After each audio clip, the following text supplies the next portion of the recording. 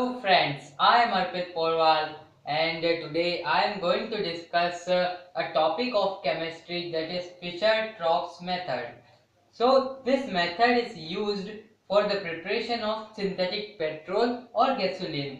इस मेथड से हम सिंथेटिक पेट्रोल या फिर गैसोलीन को प्रिपेयर कर सकते हैं.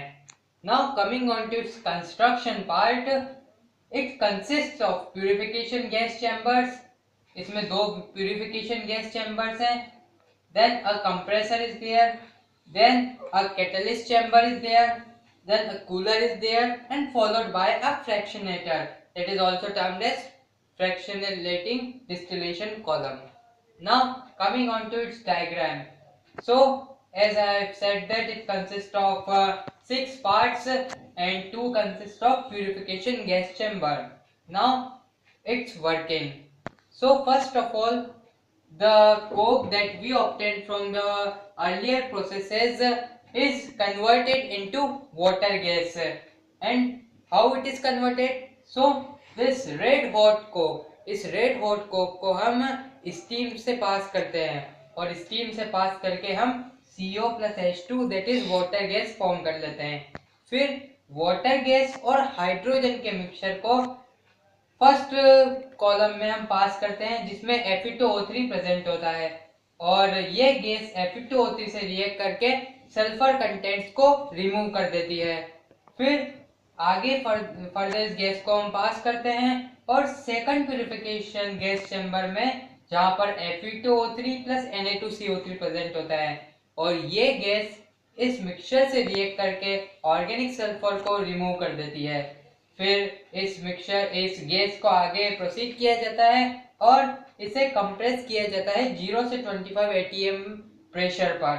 फिर इसको कैटलिस्ट चैम्बर से पास किया जाता है और इस कैटलिस्ट चैम्बर में 4 केमिकल सब्सटेंस होते हैं. फर्स्ट मैग्नीशिया जिसके 8 पार्ट्स होते हैं, थोरिया के 5 पार्ट्स, कोबाल्ट के 100 पार्ट्स और कैसलगर्स अर्थ के 200 पार्ट्स. इन सब का मिक्सचर यहाँ पर प्रेजेंट होता है और ये गैस जब इन कैटलिस्ट से रिएक्ट करती है तो हाइड्रोजनेशन रिएक्शन फॉर्म होती है और इस रिएक्शन के बाद हमें मिक्सचर ऑफ सैचुरेटेड और अनसैचुरेटेड हाइड्रोकार्बन्स मिलते हैं जिनको हम कूल करके कंडेंस कर लेते हैं और फिर इसे फ्रैक्शनरेटर यानी फ्रैक्शनल डिस्टिलेशन कॉलम से पास किया जाता है. और ये सैचुरेटेड और अनसैचुरेटेड हाइड्रोकार्बन जब फ्रैक्शनरेटर से पास होते हैं तो उसका कुछ फ्रैक्शन गैसोलीन में कन्वर्ट हो जाता है, कुछ फ्रैक्शन मिडिल ऑयल में कन्वर्ट होता है और बचा कुचा फ्रैक्शन हेवी ऑयल में कन्वर्ट होता है.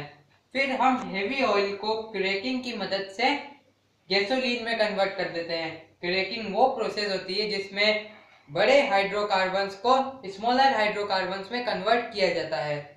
सो इससे हम फाइनली गैसोलीन प्राप्त करते हैं जो कि सिंथेटिक पेट्रोल या गैसोलीन हमें इस प्रोसेस से मिल जाता है. तो ये थी हमारी फिशर-ट्रॉप्स मेथड.